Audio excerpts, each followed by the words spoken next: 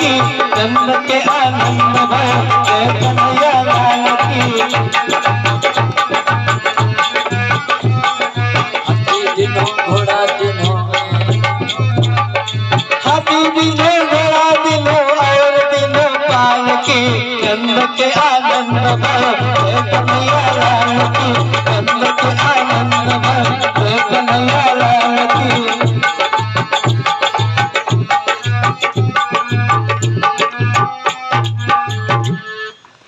बोले गोविंद भगवान की जय हो। आसमानी कहाँ? आज भाई आप लोग एक बार जयकारा लो। आप लोगों को जयकारे की आवाज बिल्कुल आती नहीं, लग रहा नहीं कुछ हो रहा नहीं। आपके जयकारे की आवाज करते में हैदरगढ़ ना पहुंचे तो हमने भवानीगढ़ तो पहुंचेंगे।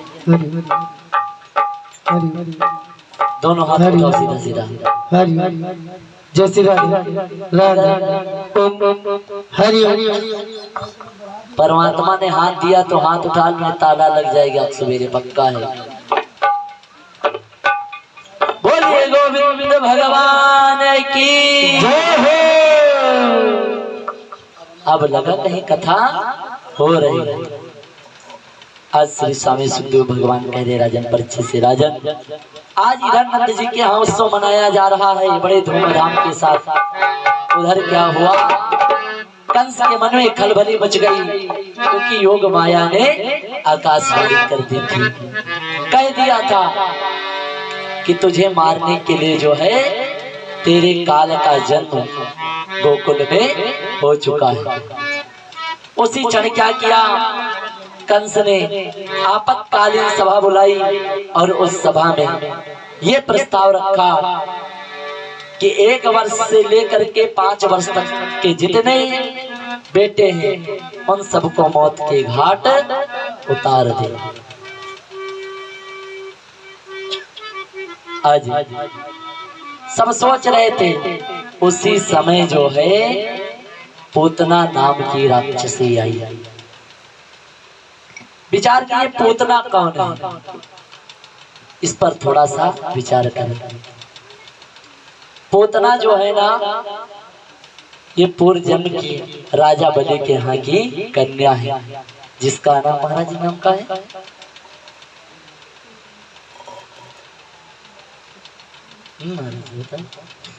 हमको तो पता है। पूर्व जन्म की कन्या है जिसका नाम रत्नमाला है। उसने उस समय 2 भाव किए थे, विचार करना। जिस समय ठाकुर जी जो है ना, जब वामन का रूप धारण करके राजा बलि के यहाँ गए थे, तो देख करके ठाकुर जी के वामन भगवान को स्वरूप को देख करके वो मोहित हो गए। हे प्रभु ऐसी कृपा करो, ऐसा ही बालक हम अपनी गोद में बैठा करके उसे अपना स्तनपान कराना चाहते हैं।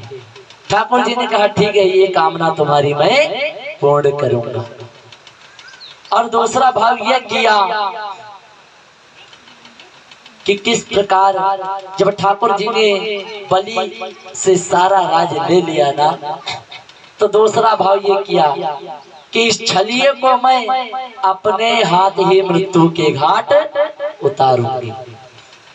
बंधु वही रत्नमाला आज आकर के पूतना बनी। पूतना ने कहा इसमें कोई बड़ी बात नहीं है, मैं सुंदर सा स्वरूप बनाऊंगी और जिसे कहते हो उसको मृत्यु के घाट उतार दूंगी। कंस ने कहा तेरे से ये काम होगा, तेरा इतना डरावना शरीर, इतना विशाल, बड़े बड़े नाखून। पूतना ने कहा आप चिंता मत करो, हमारे पास ऐसा ब्यूटी पार्लर है कि अपने आप को इतना सुंदर बना लेंगे कोई पता नहीं चलेगा कौन राक्षसी का। वाटर प्रूफ वाला है, बिल्कुल छोटे उठेगा नहीं। आज पूतना ने क्या किया, कंस ने कहा सच है, चल दिखा अपना कमाल। अब पूतना ने क्या किया, खूब बड़ी अटैची खोली और बढ़िया उसमें से कस के श्रृंगार किया, लगाया मुर्दा शंखवान, खूब लगाया क्रीम फिर राक्षसी जो थी ना वो सुंदर सा स्वरूप बना लिया। और आज सुंदर सा स्वरूप बनाया, स्वरूप बनाकर क्या किया बताओ, अपने दोनों स्तनों में विष लगा लिया। और विष लगा करके धीरे धीरे प्रस्थान करने लगी। संत भगवान ने एक लाइन में लिखा, अरे चली है गुजरिया धरी सर पे गठरिया, चिंता सुबह और न शाम की, चली है गुजरिया धरी सर पे गठरिया, चिंता सुबह और न शाम की, चली है गुजरिया धरी सर पे गठरिया, चिंता सुबह और न शाम की, चली है गुजरिया।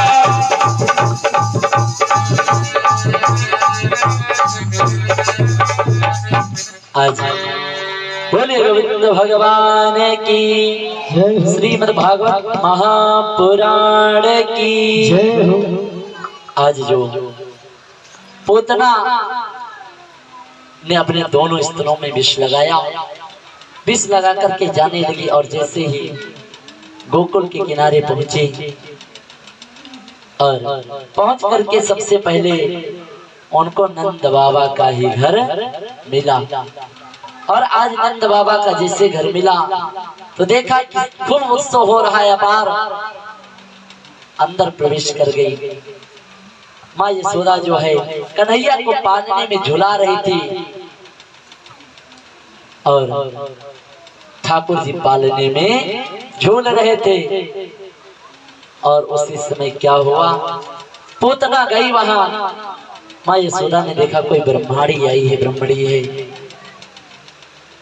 पूतना ने कहा लाला ठीक है। माँ यशोदा ने कहा ये सब आप सबकी ही कृपा से लाले का जन्म हुआ है। माँ को क्या पता है राक्षसी है। आज जैसे ही ये हुआ, माँ ने कहा आप सबके आशीर्वाद से लल्ला हुआ है। पूतना ने कहा क्या मैं भी इसे खिला सकती हूँ। माँ यशोदा ने कहा जरूर खिला, मैं थोड़ा काम करके आ रही हूँ। आज जैसे काम करने के लिए माँ यशोदा गई, उसी समय पूतना ने क्या किया, अपना स्तन निकाला। और ठाकुर जी ने विचार कीजिए, हमारे ठाकुर जी ने जैसे ही पूतना को देखा उसी समय अपने नेत्रों को बंद कर लिया। विचार करिए ठाकुर जी ने नेत्र क्यों बंद किया। क्योंकि ठाकुर जी कहते हैं कि मैं जब जब बार बार जन्म लेता हूँ, अवतार लेता हूँ, सबसे पहले मुझे राक्षसी को ही मारना पड़ता है। पड़ता है नहीं मारता? बताओ आप लोग। मर्यादा पुरुषोत्तम भगवान ने जन्म लिया और जब लेकर के गए तो क्या हुआ, उन्होंने ताड़िका नाम की राक्षसी का सबसे पहला उद्धार किया। आज ठाकुर जी कह रहे हैं कि मैं जब जब अवतार लेता हूं ना, मुझे जो है बार बार पहले राक्षसी का वध ही करना पड़ता है। और क्या किया ठाकुर जी ने, नेत्र बंद किया। दूसरे संदेह का भाव और करते हैं कि ठाकुर जी ने नेत्र इसलिए बंद किए कि जो कालकुट नाम का विष है ना, ठाकुर जी कहते हैं विष पीना मेरे बस में नहीं, मैं विष का पान नहीं कर सकता। विष केवल भगवान शंकर ही पान कर सकते हैं। शंकर जी को प्रणाम बुलाया, कहा प्रभु क्योंकि राम और कृष्ण ये दोनों एक है। राम कृष्ण दो एक है, अंतर इनमें नहीं कोई। इनके नयन गंभीर हैं, इनके चपल कठोर। अंतर थोड़ा एक ही है बस। राम जो है वो मर्यादा पुरुषोत्तम है और भगवान कृष्ण अमर्यादित है। पर्वतों संसार कहता है कृष्ण के किए हुए को करना चाहिए, कहता ना महाराज। अगर कृष्ण के किए हुए करोगे तो सलाखों के पीछे पड़े रहोगे। कृष्ण के बताए हुए मार्ग पर चलो और मर्यादा पुरुषोत्तम के किए हुए मार्ग पर चलो, क्योंकि ये जो हमारी मानस है ना, हमें बड़ा प्यारा संदेश देती है। देती कि नहीं बंधु? कि रामचरितमानस में रोज बताती है कैसे चलना चाहिए। संत भगवान ने लिखा रामायण क्या बताती है। हमें निज धर्म पर चलना, हमें निज धर्म पर चलना, बताती रोज रामायण। हमें निज धर्म पर चलना, हमें निज धर्म पर चलना, बताती रोज रामायण। हमें निज धर्म पर चलना, बताती रोज रामायण। हमें निज धर्म पर चलना, बताती रोज रामायण। हमें निज धर्म पर चलना, बताती रोज रामायण। धर्म पर चलना, बताती रोज रामायण।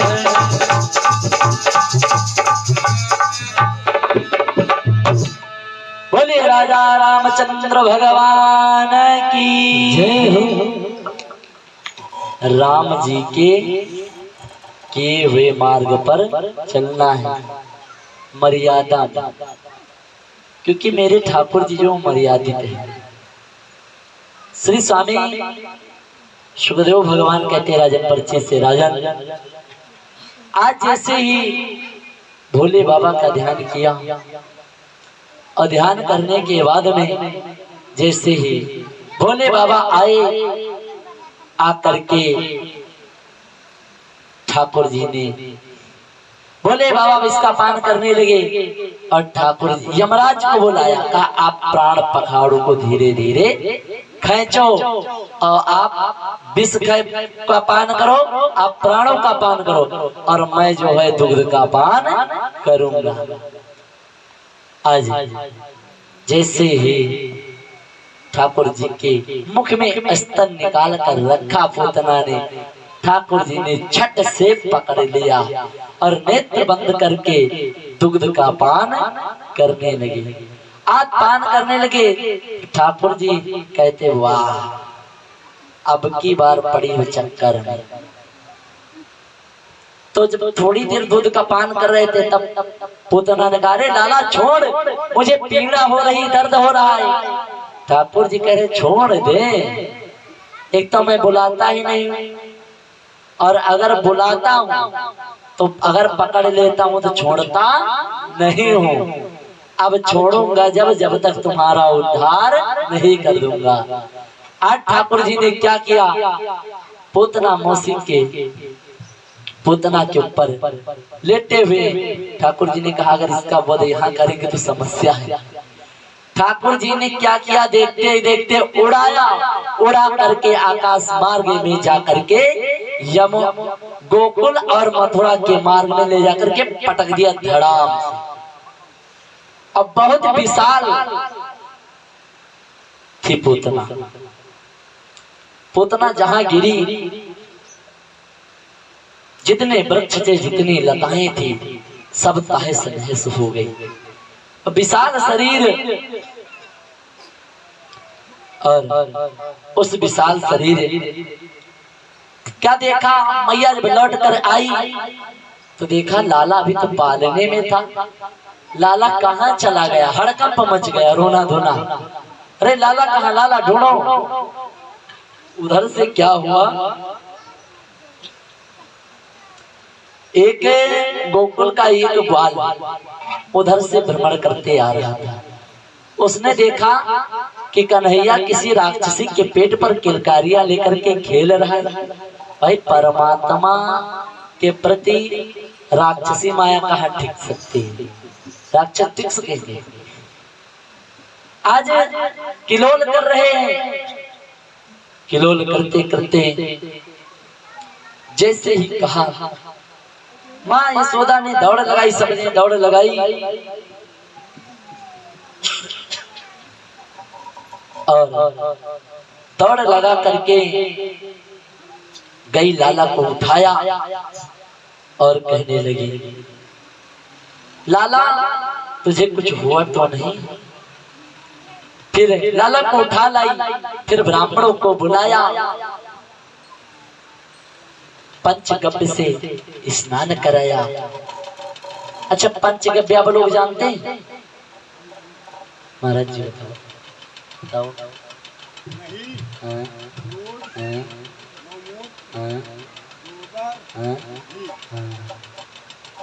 दूध, दही, वो भी गऊ का ही होना चाहिए। दूध, दही, घृत यानी घी, उसके बाद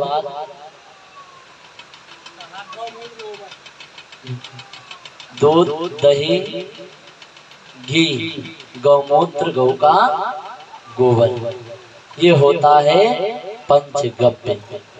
और पंचगव्य अक्सर कब दिया जाता, आप लोग विचार करना।